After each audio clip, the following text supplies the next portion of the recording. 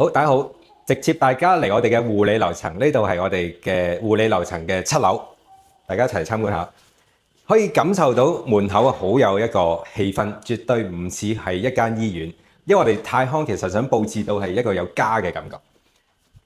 好，進入呢個大廳空間啦，平時啲護理樓層呢，你會見到好大張嘅台。嗰啲就係護士嘅 reception table 啦，好多姑娘喺度行嚟去有啲報告。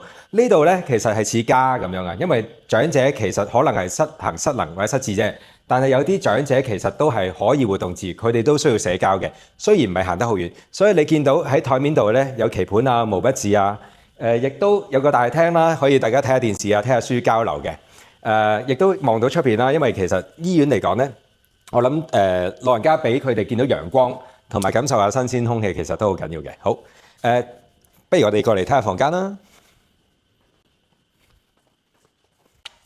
先嚟介紹呢個係其中一個房間，都唔係樣板房啦，直接可以入住，因為呢一層咧嚟緊將會開放俾一啲有需要嘅長者。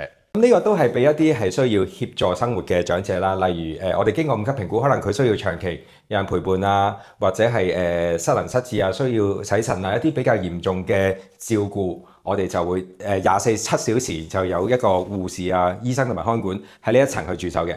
咁首先你見到房間咧，都係一啲有扶手啦，令到啲長者，因為好多長者都行動不便啊。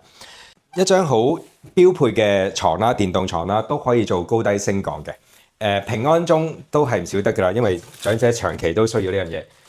咁呢個房間基本上可能有1至2個護士經常去照顧佢啦。譬如長者住呢啲房間，通常都係活動不能㗎啦。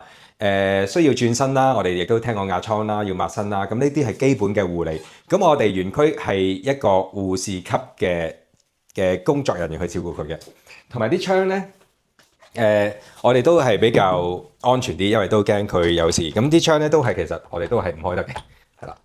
好，咁睇埋基本沖涼浴間啦，都係冇乜門㗎啦。我哋托門設計，輪椅可以入到去。咁長者入邊呢，其實都可能係需要工作人員或者護理人士照顧嘅，咁所以空間咧都比較大啲。咁你嘅小伙伴就會同啲長者沖涼抹身啦，就係咁基本啦。咁同埋我哋都有送餐嘅服務嘅。好，今日介紹到咁多先。我哋泰康之家專業嘅床位只有220個，暫時市場需求都好大。今年我哋會陸續開放護理嘅樓層，屋企有需要特別照顧長輩嘅朋友，請喺留言區打專業護理。